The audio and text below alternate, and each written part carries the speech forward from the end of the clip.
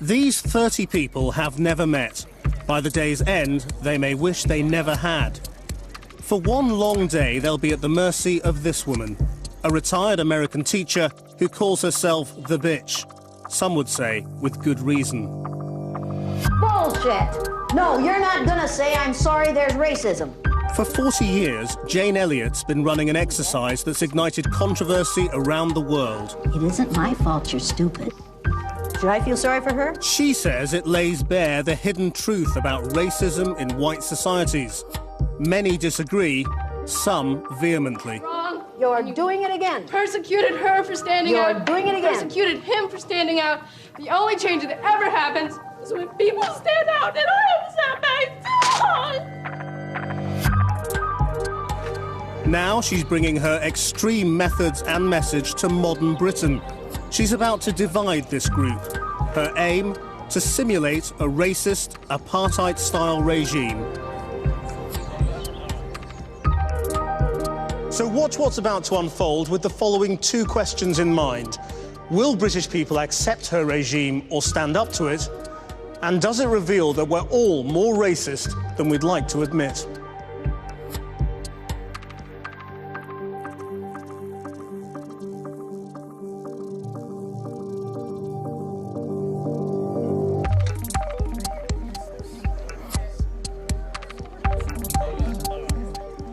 Six months ago, we advertised for people to take part in a psychological exercise. These men and women from a range of races and backgrounds have come to this disused warehouse in London to participate. They don't know what lies ahead.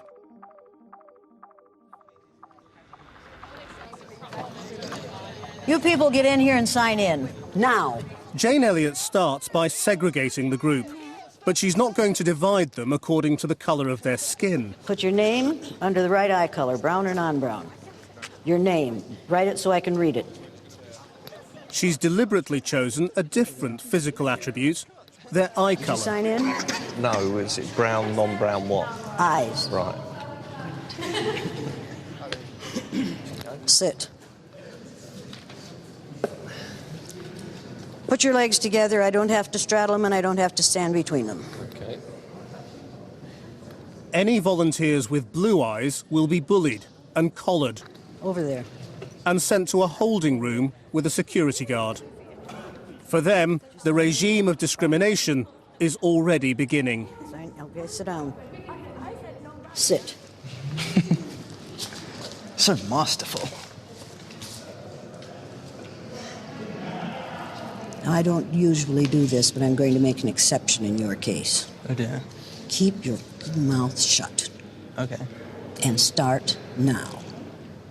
I don't play second banana. Do you understand that?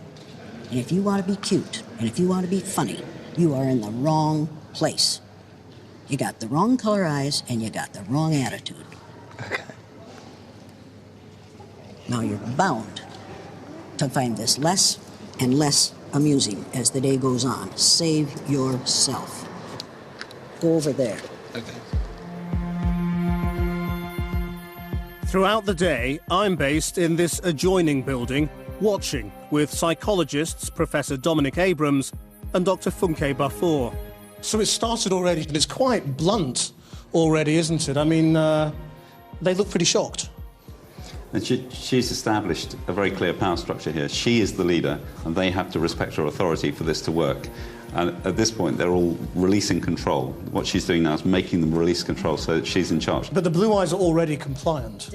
They're being shouted at, Yes. told to sit down, shut up. I think they think it's a joke. They might think, oh, this is workshop, this is just to set us up for the workshop, not really realising the impact it's going to have on them. Brown or non-brown? Brown. Go right down there. Brown-eyed, go there.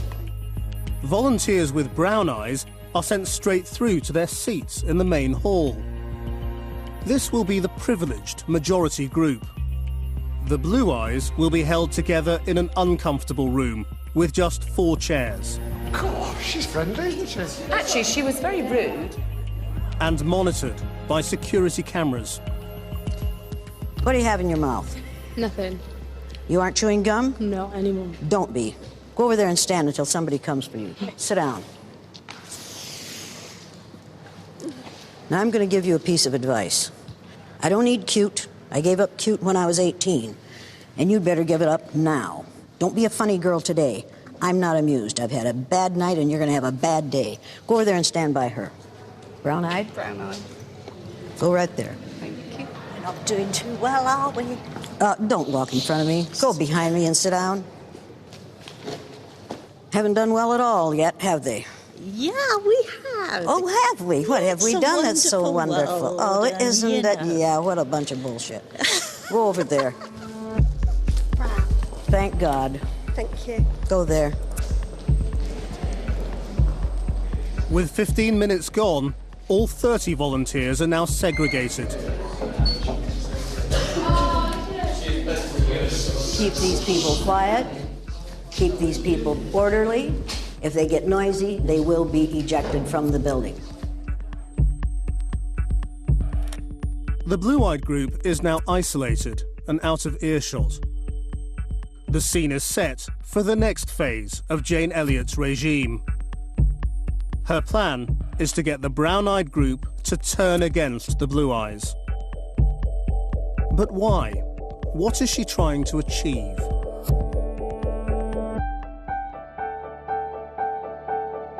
It was the 60s when Jane Elliott devised her exercise.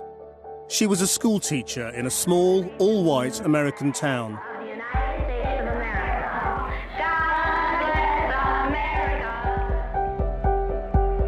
America in 1968 was a segregated country. Black Americans were dying, battling for their basic civil rights. When Martin Luther King was assassinated, it had a profound effect on Jane Elliott. She was determined to find a way to show her 8-year-old pupils what was wrong with racism. You think you know how that would feel to be judged by the color of your skin? No, I don't think you would know how that felt unless you had been through it, would you? She wanted them to understand how discrimination by something as arbitrary as eye color is unfair and illogical, as it is to discriminate on the basis of skin color. How many in here have blue eyes? Okay, how many in here have brown eyes? It might be interesting to judge people today by the color of their eyes. I watched what had been marvelous, cooperative, wonderful, thoughtful children turn into nasty, vicious, discriminating little third graders. They were ghastly.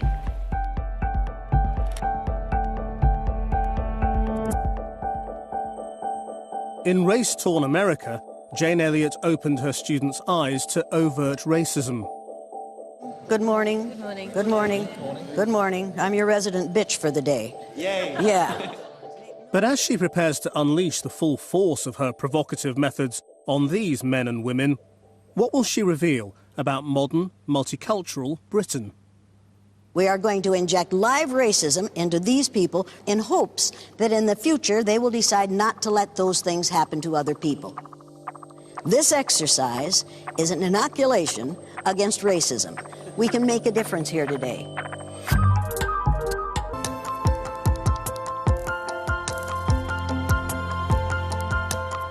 When you do this exercise in a kind way, people think you're weak and they do not listen. Do I have your attention? Yeah. Do I have your attention? Oh yeah, damn right. And I intend to have your attention because there's nothing polite about racism. The all-white blue-eyed group is now isolated in a holding room. At this stage, none of the brown eyes know Jane Elliott's true intentions: to turn them into a group willing to take part in humiliating the all-white blue eyes. The purpose of this exercise is to let these nice blue-eyed white folks find out how it feels to be something other than white in the UK for 2.5 hours. They are not going to like it because I don't like them. They've already been abusive, they've already been belligerent, they've already tried to make a joke of something. Can you make a joke of racism? No, I can't. No, I didn't think so. Can you make a joke of racism? Can you make a joke of racism? Let me put it this way. You laugh and I'll change the color of your eyes so fucking fast you won't know what hit you. You got it? You get angry about racism? Me? Yeah. Yeah, all the time. You do, all the time. Yeah. Why? Is there something wrong with you? No. No? Is there something wrong with racists? Yes. Damn right. If you want to see a decrease in the level of racism in your society, the first thing you have to do is let white people find out how it feels to be on the receiving end of it.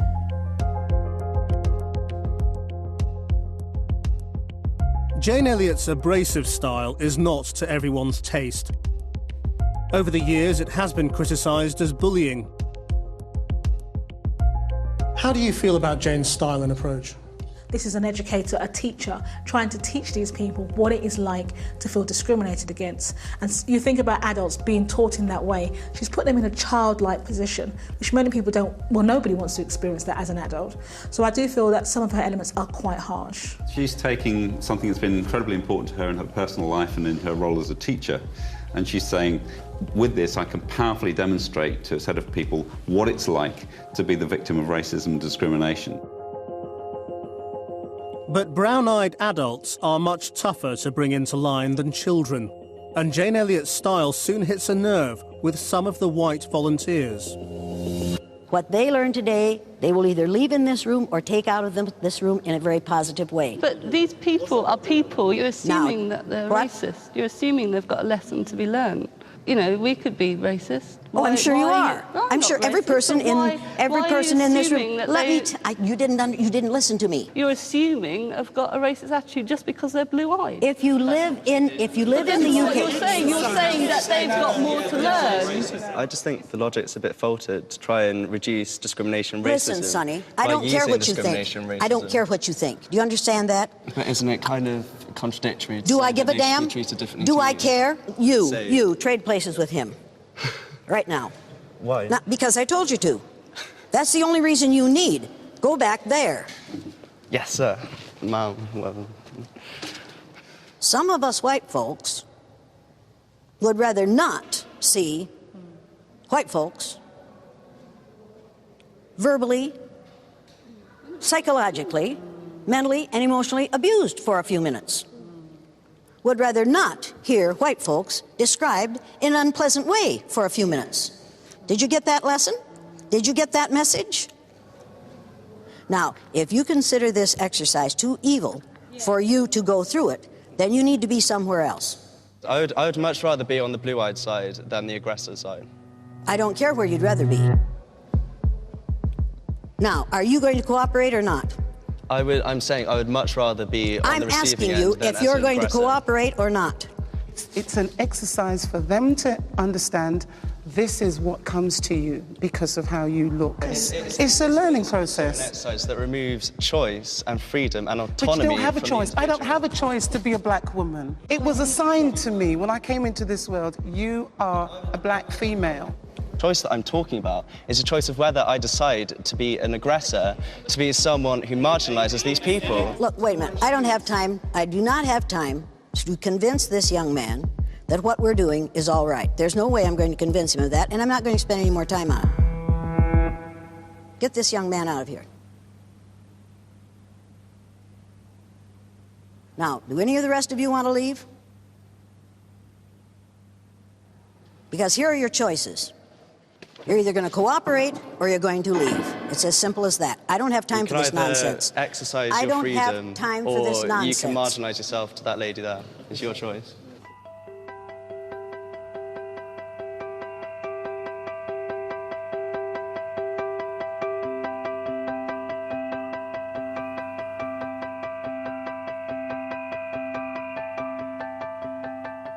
What do you think's the effect of her throwing him out on the rest of them? The majority of this group are committed to what she wants to do. And notably, it's the white members of the group who are uncertain about it and unhappy about it. And now another one's walking out. People in majority positions, powerful positions, the whites, for example, don't see there's a problem with racism. And it's a really fundamental problem. They just don't see there's an issue. And this is what we're getting here as well, is that the white people in this brown-eyed group are kind of saying, look, do we really need to do this? Is it really necessary? And she's trying to convince them, and the rest of the group are convincing them that it is necessary. Now, if you think I'm being too harsh on her and him, you ain't seen nothing yet. Because those blue-eyed people are going to come in here and try to argue. Are you going to support them? Are you going to support them? Are you going to support them? You? You? Now, here's what's going to happen. All I want you to do is act white. You white folks know how to act white. You've been doing it all your lives. You know how to act white? I think so, yeah. Sure you do. You know how to act white?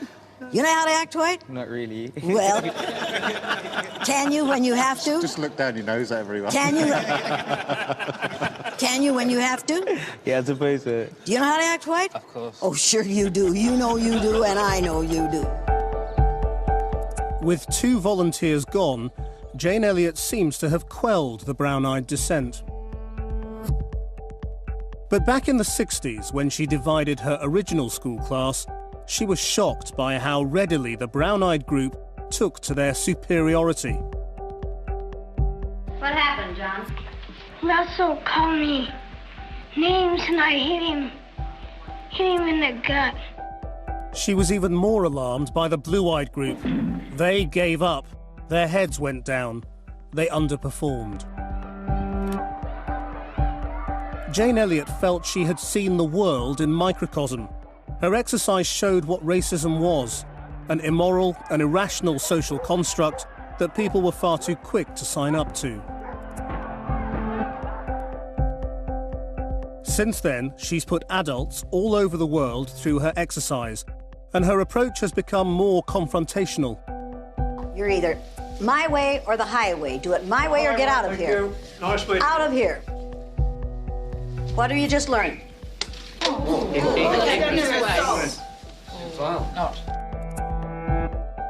Now, Jane Elliot directs the full force of her confrontational tactics towards her prime targets, the blue-eyed group.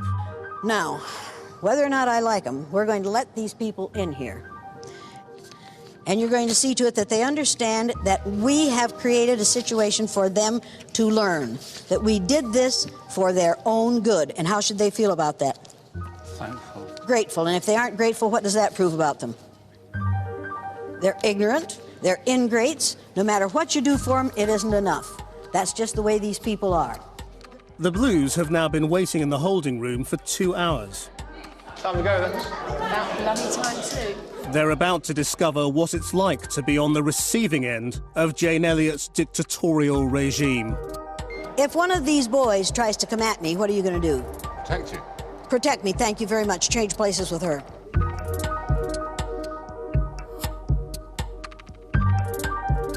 So what do you think's going to happen when the Blues come in now? Quick predictions. I think the Blues are going to stick together. I do agree with Dominic, they will stick together. I think one person will probably leave.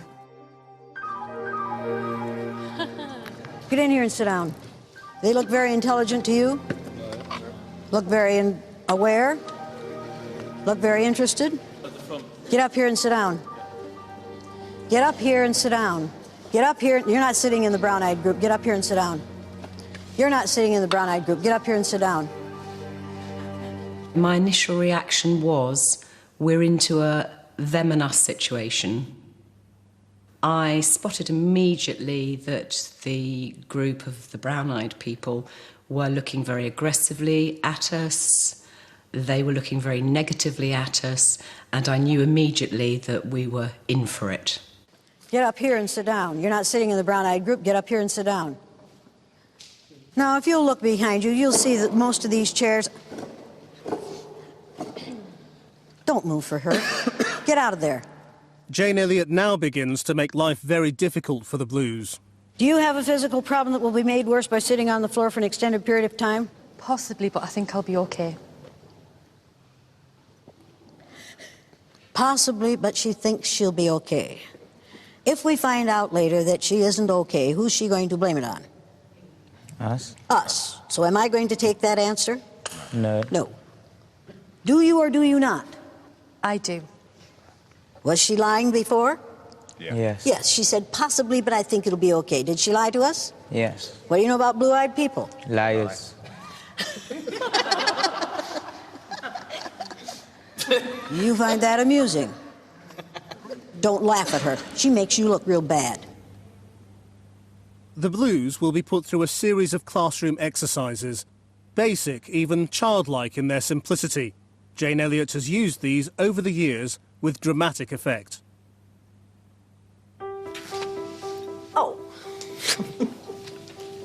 Her mission is to grind down the blue eyes. You know what a redundancy is? What? They give you money and you leave your job. They give you money and you leave the job. Once they're feeling downtrodden, what they learn from this can be a real revelation. Who's responsible for you being on the hot seat right now? I am. Thank you very much. Now, does that teach you something? That I have to listen to you. Is that all? And I have to conform to the way you want me to be and not how I am. Yeah. Does that teach you something? That I'm insignificant. Yeah. Does that teach you something? Yeah. Yeah. What does that teach you? I'm worthless. What does that teach you? If I can convince you that you're worthless in 45 minutes, what could I do if I did this with you for 30 years? You could take away my self-being and who I am. But in Britain in 2009, the Blues start to fight back. Getting right along. You do understand, you understand then that you understand that you are being discriminated against. Yes. Do you understand that you're being discriminated Discrimination downright Do you understand that you aren't liking what you're having? Yes. You need to know that that's not important to me. What's important to me is every time you argue, you prove that what I said about you is true. That you're argumentative, that you're belligerent, that you're uncooperative, that you're uncivilized, that you don't follow the rules, that you want to have things your own way, that you are accustomed to using power, and that you don't understand. You're abusing your power. Do you understand what's going on here? Yes. Tell them what's going on here. And the tall white male. Basically, it's a lot of people are totally unaware that discrimination goes on as much as it does. Hey, I want to know what happens when it happens. When it happened to you the last time, what happened? Wait. No, you don't have to answer that question. Yes, you do. Say what you want to say. You don't have to answer that question. Say what you want to say. Don't when listen it to happens out there in the real world, people answer make that a stand. question. It's against the law and people make a stand. Now I'm making a stand. Enough.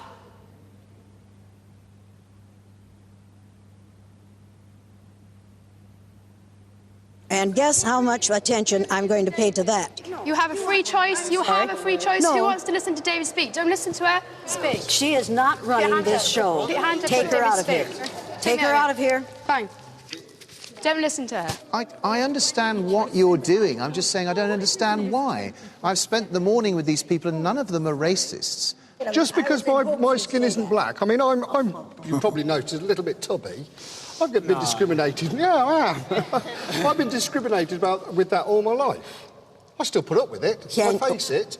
I go into shops and see a nice shirt. Oh dear, they don't do my size. Oh well, I'll have to put up with it, won't I? You can lose your tubby. But you can't change the colour of your skin. Unfortunately, there's a small minority that will use the word racism. They bandy it around when it's not. Let's use the word political correctness. You're not allowed to use the word gollywog anymore. See, to me, it's not offensive to you. I don't bar black shit. What's that about? What's strange is that you've got the blue-eyed people actually sort of arguing that racism isn't a problem. Yeah, the blue-eyed people are defending the system. They're saying, you know, we all have to suffer. It's difficult for all of us. You know, the guy's saying, well, I can't get the right size shirts. You know, this kind of thing.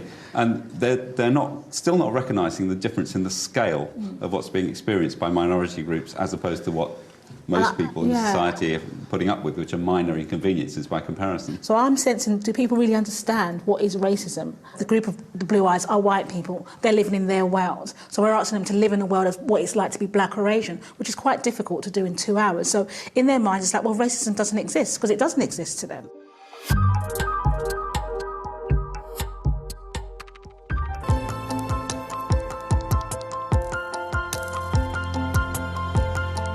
Jane Elliot has carried out her controversial exercise all over the world. But here in Britain, she's met stubborn resistance. I'm not going with all this crack you're putting out, I'm sorry. That's up to you. When I came here, racism, oppression was wrong. When I leave here, I will still think that. In the blue-eyed group, the all-white volunteers are refusing to accept the exercise has anything to teach them, while the majority brown-eyed group are watching on, reluctant to speak out. Do you think this is going to plan? Is this how it's supposed to be? I don't think it's going quite according to plan, in the sense that usually by this point you'd expect the blue eyes to be more crestfallen, and you might expect the brown eyes to be getting more energised about criticising them. The Browns aren't joining in a lot, though, are they? No. And I think that probably represents which country you're doing this exercise in. Whereas America, there is a strong divide, or Australia or South Africa. In this country, it's more subtle. So even though they may have an opinion, they're sort of keeping it quiet to themselves. Do you get angry about racism? No. You don't? No. I was brought up by my mum, who's white, grandma who's white, my auntie who's white, my cousin who's white. I mean, my family is white. So the only thing that isn't white is my appearance, in terms of my mannerisms and everything else. So I play the game, and part of my playing the game is avoiding the situations where somebody could have a negative stereotype of me based on my name, what I look like. And I think that's it, because once somebody sits down and have a conversation with me, they realise I'm not the things that potentially their stereotypes would dictate I should be like. Jane Elliot now introduces a setup designed to force any reluctant volunteers to finally step into the fray. You, stand up here beside me. Yeah. You, right here. I wanted you, nice blue-eyed white people, to find out how it feels to be on the receiving end of that which we allow to be handed out to whole groups of people every day. You don't live what she lives with. And you can't argue with somebody's experience. No. If you don't see the other person's reality, then you don't face that reality, you're almost part of the problem, because you don't see any reason for change it. Change what? Change what? In the UK, the racism, it's very subtle. It's very subtle. It's standing in a queue, waiting to be served, and the lady at the desk or the reception serves the person behind you, or the white family that's just walked in through the door, or my son running for the bus and getting stopped by the police. Why are you running? I'm running for the bus. Her child learns something like this every time he walks down the goddamn street. Stop and search. And in the United States of America, any kid stop and search because there's a knife problem at the moment. You're 8 times any more child. likely to be stopped and searched But as a black boy. But you keep saying statistics. I'm sorry, statistics. That's how it is. It's the way it is. Everywhere, all teenagers out at night. It's a statistics show. The police will stop them and look for knives. It doesn't You are matter 8 what colour times more likely to be stopped One of my and best searched. friends is a local bobby on You're the not hearing me. denying the hearing facts. you, but you feel you're And now you're getting unique. defensive. You are not unique. You're still not hearing the point. You're not hearing I'm the totally point. hearing the point. What I'd like to hear more is what you propose to do to actually change all this. Oh, wait a minute. Let's get on to Oh, that wait a later. minute. Oh, How wait a are we minute. going to change it? Oh, What good, will we good, do? good. I'm so glad you asked that. I'm so glad you asked that. I'm bored with this bit now. I'm ready propose for a to do? tea break and I What want you're to doing, move on. what you're doing is blaming the victim. What victim? What you're doing is blaming the victim. We have You're a victim? saying, Where's the victim? You're saying to her, what are you going to do to change this? What are you going to do? She doesn't have the I power just said, to change what this. are we? No, us you going to did do? not. I did. No, What I'm did she sorry, say? you weren't listening.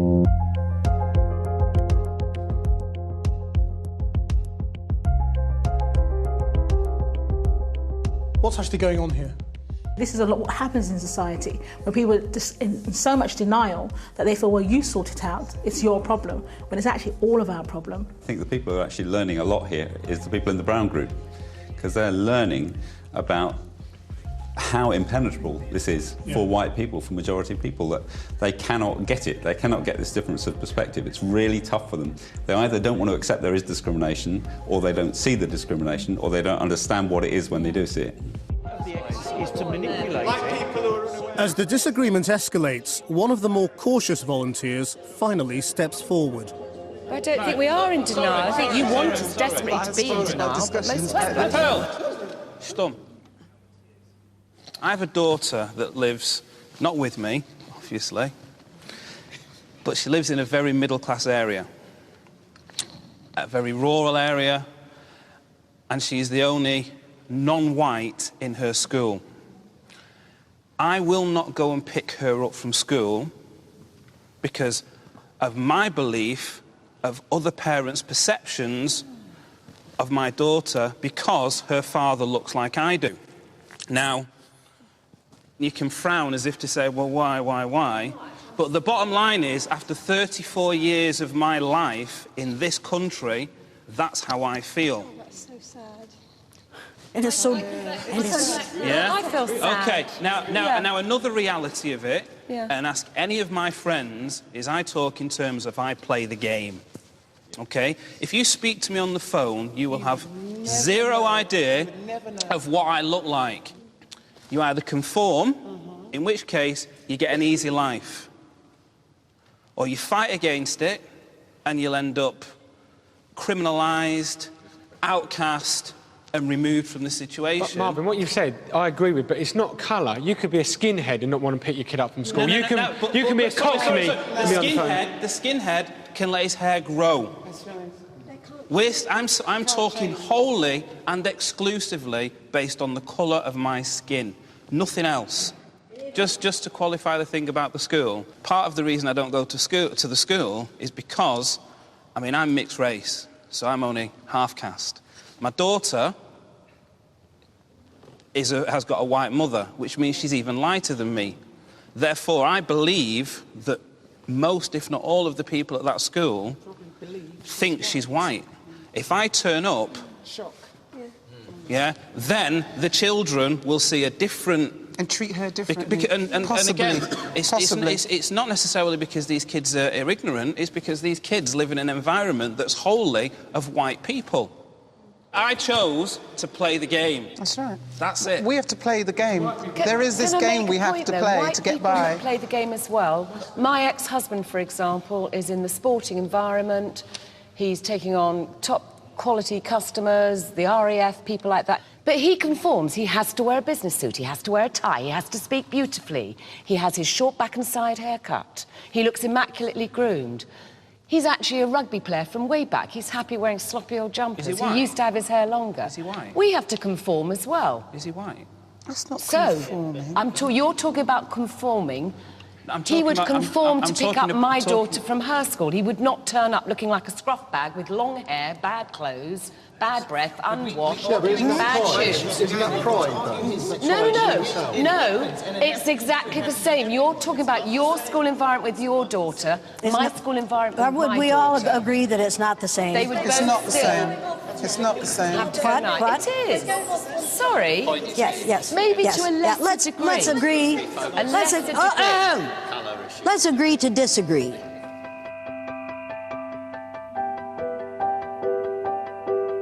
But there was the assumption that racism is only particular for people who are black. And I don't actually agree with that. I think there's racism for white people just as much. I've been in this situation many times where I've had remarks made about my person, the fact that I'm white, that I'm blonde, that I'm getting old or whatever. I've come across just as much discrimination in my life as possibly many black people have.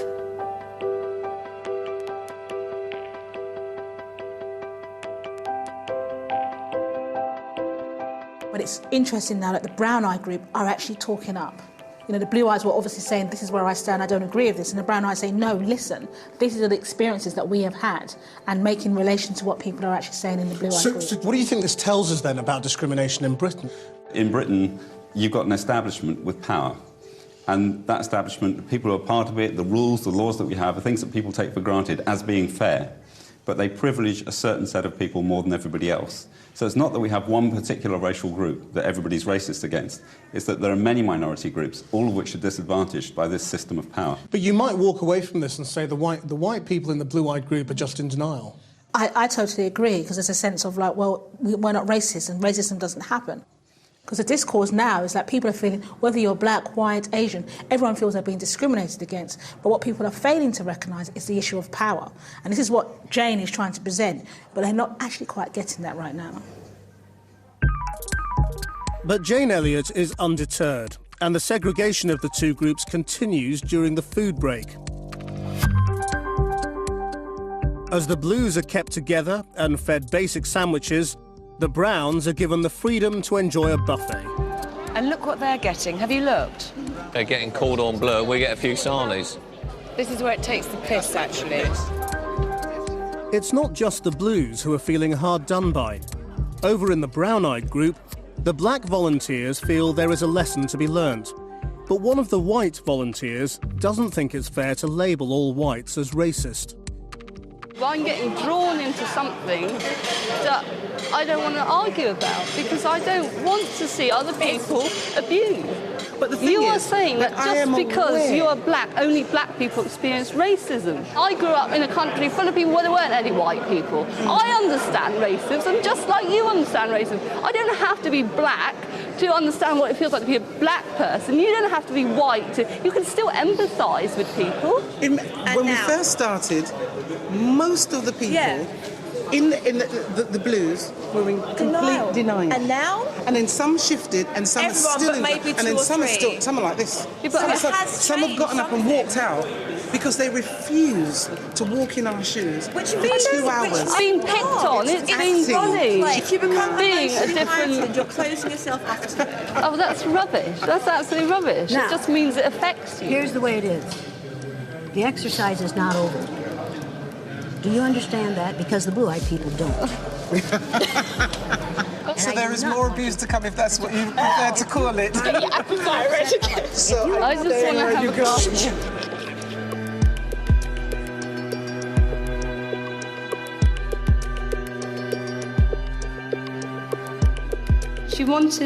She wanted people to understand what black people were going through, but she didn't want to understand what anybody else was going through. I hate people putting other people down. It's wrong, and I don't like it. It's not about being black or white to me, and I think it was a bigger issue. It wasn't just about... She made it too simple. She was separating us. There were black people and there were white people, and that was, as far as she's concerned, that's all it was. Jane Elliott's beliefs and methods have always been controversial. Is this bullying? Or is her unpopular approach revealing there is more racism beneath the surface than we think? Once you start thinking, oh, everybody is looking at me, I'm different. Everybody's got it in now, for me. are they? Nearly as many of them as us, so they're not different. Nobody's, you know. But in my class, 1/3 of my class are black children. Then I've got a bunch of half-caste children. I've got one little girl who's stunningly beautiful. She fell over, scraped all her face. I admit I was slightly surprised that where she scraped all her face, it's all pink underneath. Right? Did I expect it to be black? I don't know.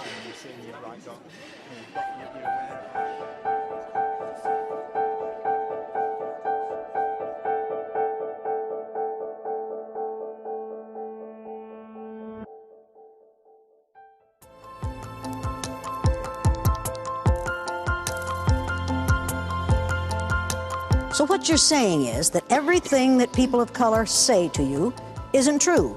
It's their imagination. They're paranoid. They aren't paranoid. They know what's happening to them.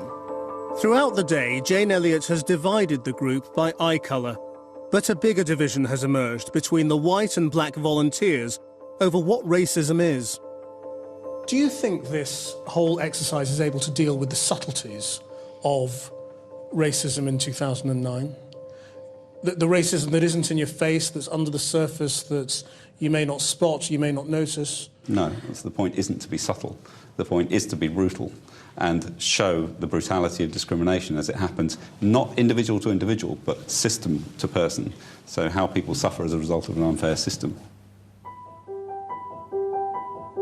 For Jane Elliott's final flourish, everyone will sit an intelligence test. But she's rigged it, so the blue eyes will fail. Brown-eyed people, move your chairs back away from these people, because if they can see your papers, they'll cheat. To guarantee this, she's already given the Browns half the answers and told them to keep it quiet. For the first time, the Blues offer no resistance. Hopefully it makes them aware there's no way to win. They're in a lose-lose situation.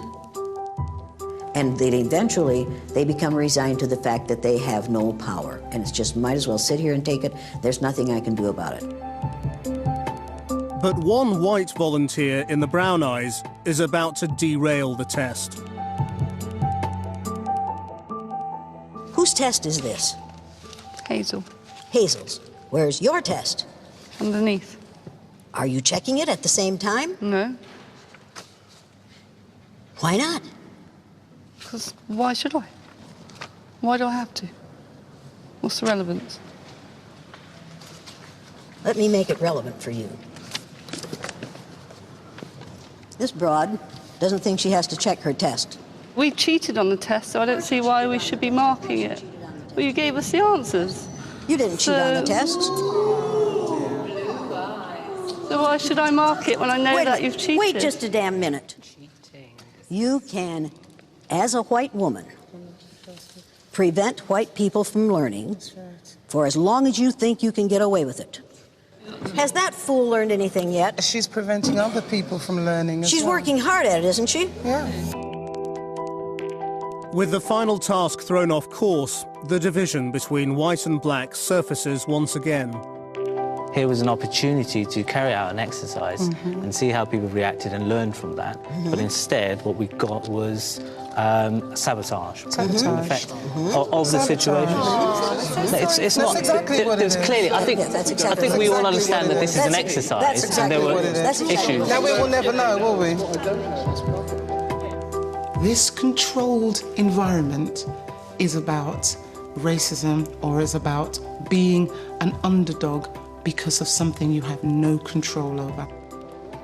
Sometimes the system is stacked against you, and those in power may be operating in a way to put you in a disadvantaged position. Jane Elliot brings her exercise to a close. After 10 hours of struggle, has the exercise revealed the reality of life in modern Britain is still very different for white and black people? I'm 63 years old, and I've seen England change so much. You know, for me, it's so difficult because all of a sudden, you know, we've got this multiracial society. It wasn't there when I was a kid, when I was a teenager even. And my kids accept it. They're amazing. I'm the one that genuinely has a great difficulty with it. But I'm learning. And today, I think I've learned so much. Thank you. For me, I didn't need to ever change my opinions. I walked in there as a person who feels very, very strongly about any form whatsoever of that kind of behaviour demonstrated by, whether it's one of my friends, one of the children in my class, whatever. I've always felt passionately about that. So I didn't need converting. And to be treated as if I was this pariah who was out there was unacceptable anyway. So I wouldn't pay lip service to her. And my comments at the end were more how disappointed I was. I've been in occasions where people have you know, told a joke and everybody has laughed and nobody realised that that was a racist comment apart from me. So, you know, so you can be in a situation where, it goes completely over your head because it doesn't affect you. So because it doesn't affect you, it doesn't exist. And that's not the case. You've just not noticed. Jane Elliot has said this will be the last time she does her exercise on this scale. Having watched the twists and turns all day, I wanted to question her methods and beliefs.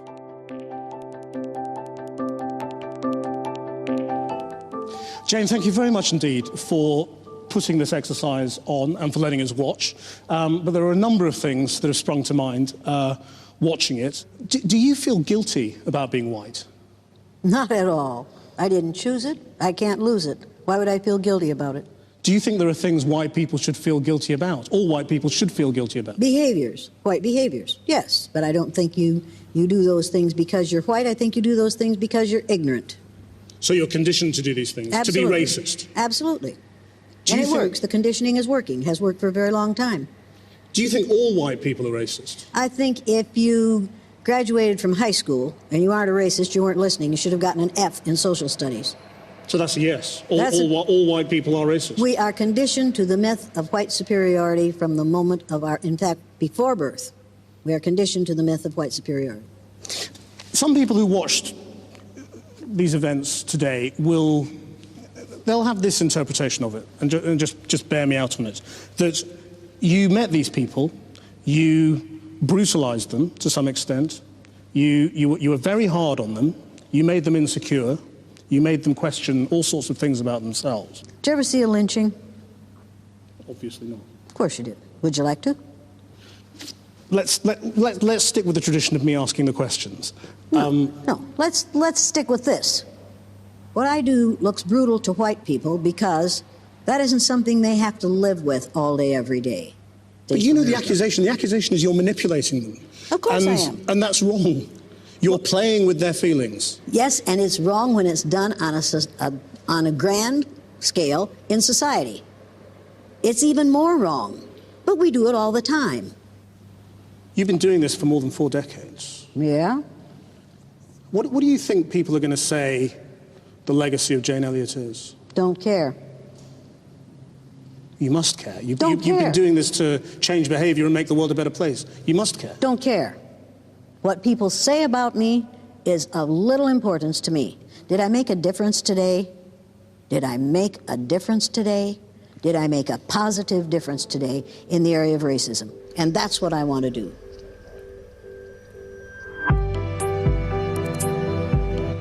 Explore the themes raised by this or any of the programmes featured in Race Science's last Taboo season by visiting channel4.com/race and science.